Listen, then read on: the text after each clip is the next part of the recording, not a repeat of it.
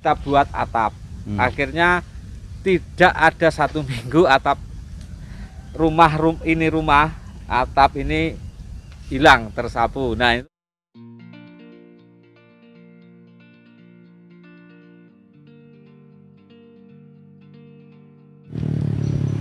ya, untuk kawan-kawan, hari ini saya bersama Kepala Desa Ngreco, yaitu Susilo Hadi, mendatangi sebuah makam kasepuhan yang dituakan di Desa Ngreco, yaitu Mbah Sutononggo. Mbah Sutononggo dikenal masyarakat sekitar pada zaman dahulu, pada sebelum kemerdekaan Republik Indonesia.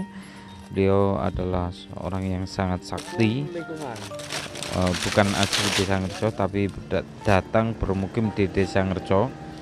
Beliau sering menolong masyarakat Desa Ngreco yang sakit dan juga yang mau mengadakan hajatan dan lain sebagainya.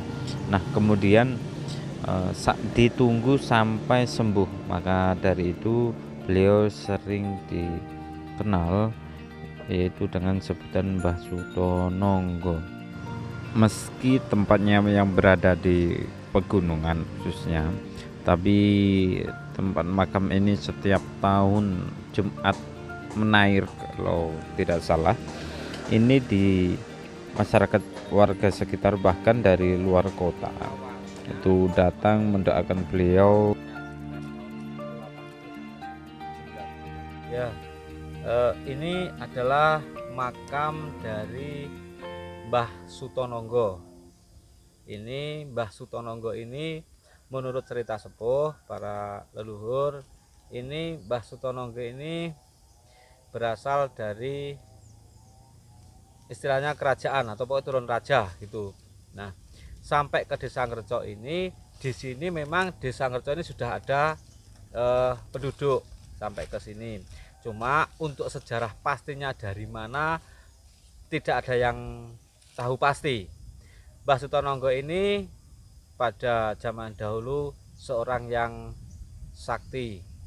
Selain sakti, beliau ini juga suka menolong wejangan atau petuah-petuah kepada yang mungkin perlu ditolong, seperti misalnya ada yang sakit, ada yang hajatan atau apa. Ini Mbah Sutononggo ini selalu menolong, dan apabila ada katakanlah yang suka berbuat jahat apa itu, Mbah Sutononggo ini selalu mejang, bahasanya tidak untuk melakukan berbuat jahat. Kita adalah manusia diciptakan, bahasanya diciptakan oleh Gusti Allah ini untuk berbuat baik dan menolong sesama.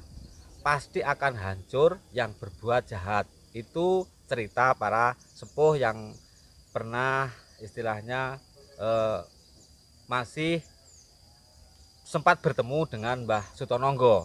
Bahasanya itu petuah-petuahnya yang terpenting Mbah Sutononggo, karena dianggap orang sakti. Mbah Sutononggo ini sering dimintai tolong, bahasanya ada ya keluarga yang sakit ataupun ini pada awalnya sering Mbah Sutononggo itu dimintai tolong.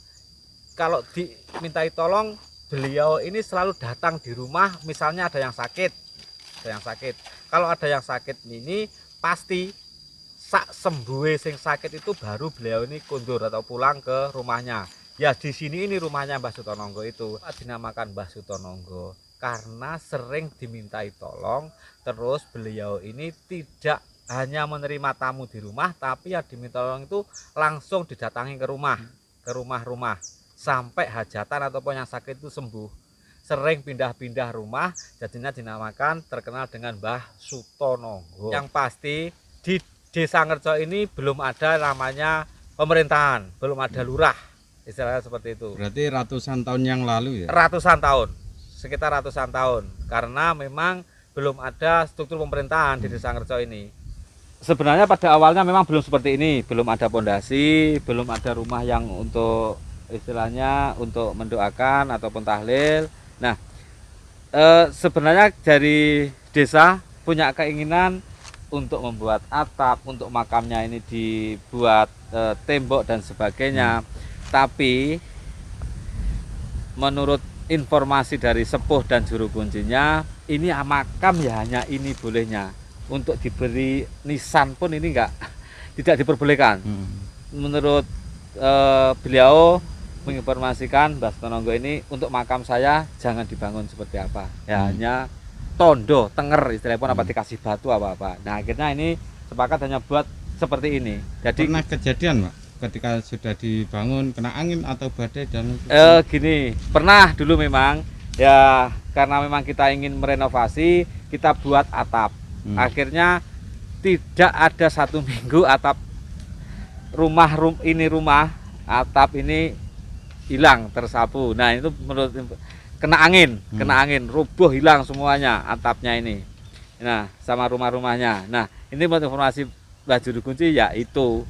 Ini untuk makamnya, pas makamnya ya hanya permintaannya Mbah Sutononggo seperti ini.